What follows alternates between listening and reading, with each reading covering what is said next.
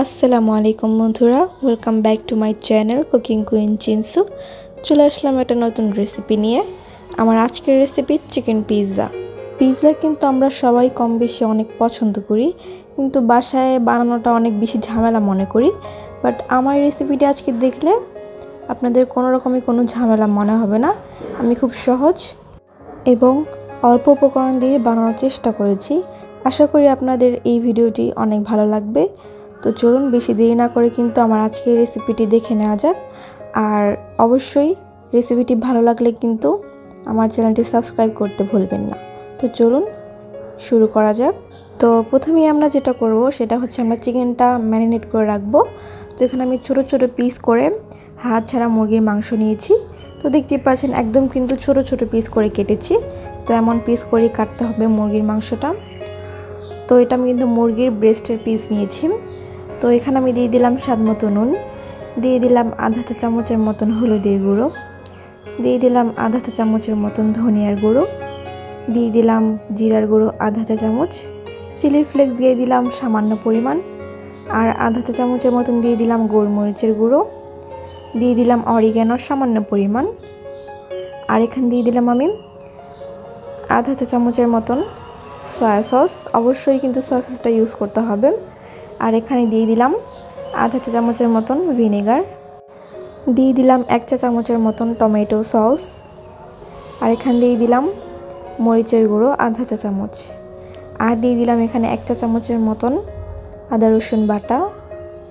এখন আমি সব কিছু একত্রে মিশিয়ে নিচ্ছি।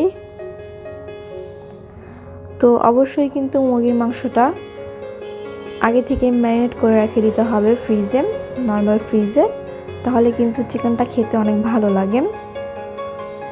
তো এই তো আমি কিন্তু চিকেনটা খুব ভালো করে মেখে নিয়েছি। এখন এটা আমি একটা র্যাপিং পেপার দিয়ে খুব ভালো করে সিল করে নিব। তো ভালো করে সিল করে নেওয়ার পর এটা আমি কমপক্ষে 2 থেকে 3 ঘন্টা নর্মাল ফ্রিজে রেখে দিব ম্যারিনেট হওয়ার জন্য।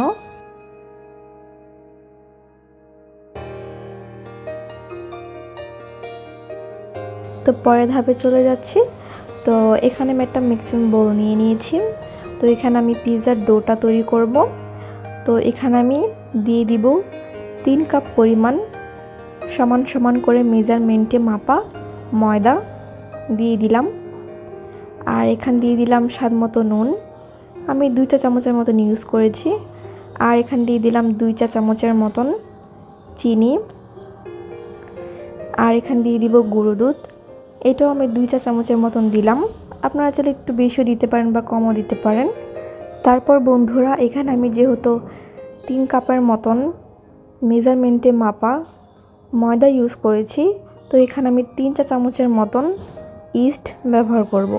আর অবশ্যই কিন্তু বন্ধুরা এটা খেয়াল রাখতে হবে যাতে ভালো ব্র্যান্ডের একটা ইস্ট ব্যবহার করতে পারেন, এতে করে কিন্তু আপনার ডোটা পারফেক্ট হবে। তো এই তো এখন আমি দিয়ে দিলাম 1/3 কাপ পরিমাণ সয়াবিন তেল। আপনারা চাইলে এখানে বাটার বা ঘিটাও ইউজ করতে পারেন, বাট আমার হাতের কাছে ছিল না তাই আমি দেই নাই, দিলে কিন্তু খুব ভালো হয়। তো এই তো খুব ভালো করে কিন্তু মিশিয়ে নিয়েছি। দেখবেন হাতে খুব সুন্দর করে দলা পেকে যাচ্ছে, তখনই বুঝবেন যে আপনার ডোটা খুব ভালোভাবে মাখা হয়েছে। তো এই তো এখন আমি হালকা কুসুম গরম পানি একটু একটু করে দিয়ে খুব ভালো করে একটা মসৃণ অনেক নরম একটা ডো তৈরি করে নেব। আর বন্ধুরা এখানে কিন্তু পানিটা একেবারে দিতে যাবেন না, একটু একটু করে পানি দিয়ে খুব ভালো করে একটা মসৃণ ডো তৈরি করে নেবেন। তো এই তো দেখতেই পাচ্ছেন আমি কত সুন্দর করে ডোটা তৈরি করে নিচ্ছি। তো দেখতেই পাচ্ছেন এটা কতটা নরম হয়েছে, এমন নরম করেই কিন্তু এটা মাখতে হবে। আর যদি মনে করেন হাতে লেগে যাচ্ছে, হাতে কিন্তু অবশ্যই একটু তেল নিয়ে নেবেন, তারপর দেখবেন আর হাতে লাগছে না।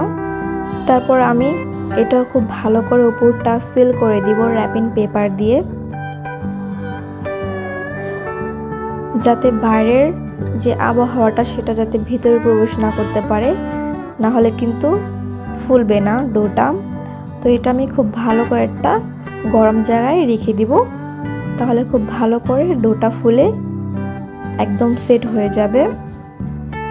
তো এই তো এখানে আমি কিছু ভেজিস কেটে রেখেছি, যেমন এখানে আমি নিয়েছি কাঁচা মরিচ, তো এটা আমি দেখতেই পাচ্ছেন ছোট ছোট পিস করে কিন্তু কেটেছি।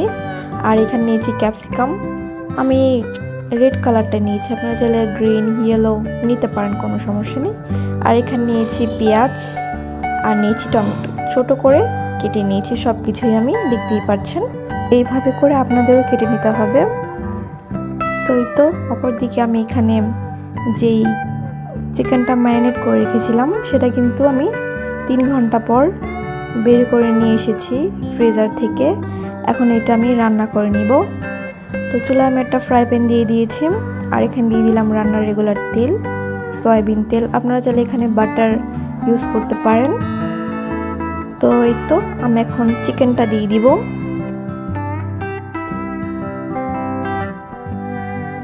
তো এই তো আমি চিকেনটা কিন্তু দিয়ে দিলাম ফ্রাই প্যানে। আর এই সময় কিন্তু অবশ্যই লো হিটেই রাখবেন, নাহলে কিন্তু এভাবে কিন্তু যখন চিকেনটা দিবেন তাহলে কিন্তু হাতে লেগে আসার চান্স থাকে, এতে কিন্তু অবশ্যই সাবধান। তো ভালো করে একটু নেড়ে চেড়ে আমি খুব ভালো করে এটা রান্না করে নিচ্ছি। তো এই তো দেখতেই পাচ্ছেন আমি খুব সুন্দর করে এটা রান্না করে নিয়েছি, এরকম গ্রেভি গ্রেভি থাকার অবস্থায়। তো এই তো এখন কিন্তু আমি চুলাটা বন্ধ করে এটা আমি নামিয়ে নিব।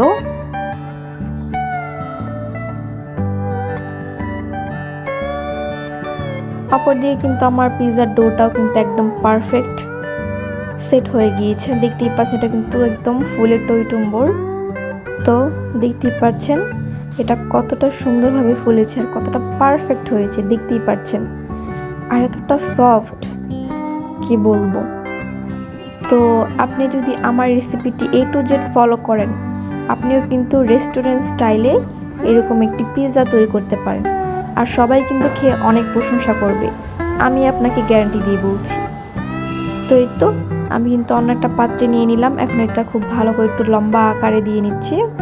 এখন এটা আমি 3টা পিৎজা করব, তো আমি এটা 3টা ভাগ করে নিচ্ছি। তো দেখতেই পাচ্ছেন আমি ছুরি দিয়ে আমি ভাগ করে নিচ্ছি, আপনারা চাইলে হাত দিয়েও এটা ভাগ করে নিতে পারেন, কোনো সমস্যা নেই। তো আমি 2টি পিস আলাদা করে রেখে দিচ্ছি ঢেকে, এটা কিন্তু অবশ্যই ঢেকে রাখতে হবে। তো আমি একটা পিস নিলাম, এখন এটা আমি হাত দিয়ে একটু গোল শেপে রাউন্ড করে নিচ্ছি। তো এই তো খুব ভালো করে কিন্তু এটা আমি রাউন্ড করে নিয়েছি। এখন এটা আমি একটা বেলুন দিয়ে খুব ভালো করে কিন্তু এটা একটা রুটির আকারে শেপ দিয়ে নিব। তো দেখতেই পাচ্ছেন। তো এখন আমি একটা স্টিলের প্লেট নিয়ে নিয়েছি, দেখতেই পাচ্ছেন। আমি কিন্তু এক্সট্রা কোনো পিৎজা প্লেট ইউজ করিনি, বাসায় যেটা ছিল সেটা দিয়ে আমি আজকে পিৎজা তৈরি করব।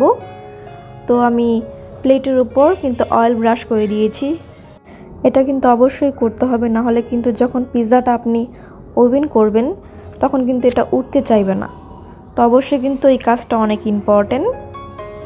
তো এই তো এখন কিন্তু আমি পিৎজা ডোটা আমি স্টিলের প্লেটের উপর দিয়ে দিলাম। এখন এটা প্রেস করে কিন্তু খুব ভালো করে সেট করে দিচ্ছি। তো ভালো করে সেট করা দেওয়ার পর এখন কিন্তু আমি একটা কাঁটা চামচ দিয়ে খুব ভালো করে এটা প্রেস করে নিচ্ছি, নাহলে এটা কিন্তু অবশ্যই একটা ইম্পর্টেন্ট স্টেপস, এটা কিন্তু অবশ্যই করতে হবে, নাহলে কিন্তু পরের বার কিন্তু আপনার পিৎজাটা একদম ফুলে টইটুম্বর হয়ে যাবে।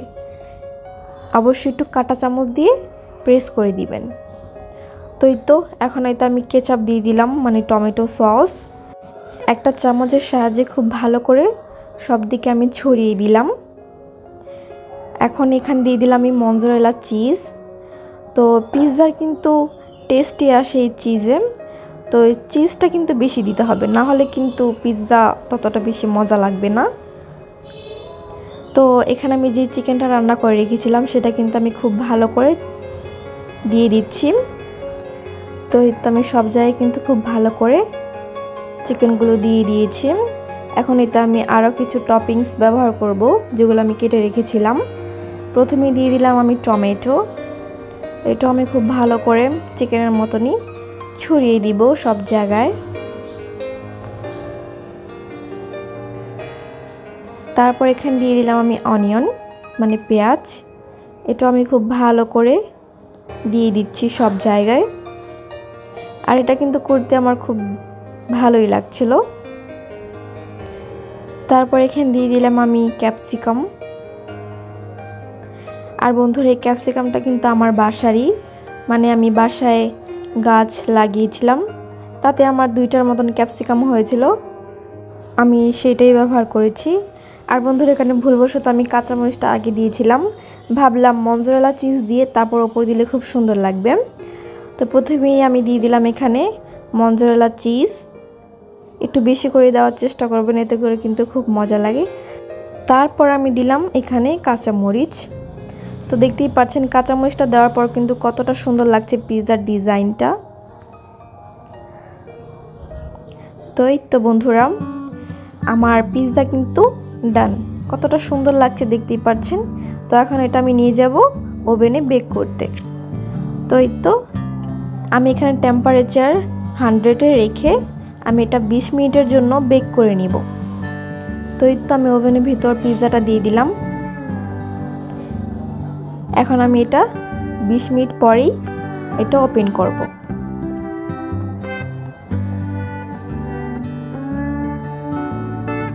তো এই তো দেখতেই পাচ্ছেন পিৎজাটা কিন্তু একদম ফুলে টইটুম্বর হয়ে গিয়েছে, আর চিজগুলো দেখতেই পাচ্ছেন কতটা সুন্দর লাগছে।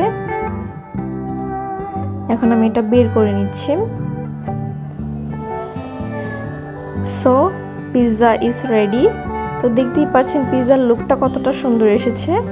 আর মাশাআল্লাহ পিৎজাটা কিন্তু খেতেও মাশাআল্লাহ অনেক মজার হয়েছিল, বাসার সবাই অনেক পছন্দ করেছে। অবশ্যই কিন্তু বাসায় ট্রাই করবেন, আশা করি অনেক ভালো লাগবে। আর বাসার ছোটটা কিন্তু এটা অনেক বেশি পছন্দ করে, পিৎজা বার্গার এগুলো। তো অবশ্যই কিন্তু এগুলো বানিয়ে খাওয়াবেন, তারাও কিন্তু খুব খুশি হবে। তো এই তো ছিল আমার আজকের রেসিপি। তো আশা করি ভিডিওটি ভালো লেগেছে। তো ভালো লাগলে অবশ্যই কিন্তু একটু লাইক চাই, আর অবশ্যই আমার পাশে থাকার জন্য কিন্তু চ্যানেলটি সাবস্ক্রাইব করতে ভুলবেন না। তো দেখা হবে পরবর্তী নতুন একটি ভিডিও নিয়ে। ততক্ষণ পর্যন্ত সবাই ভালো থাকবেন। আল্লাহ হাফেজ।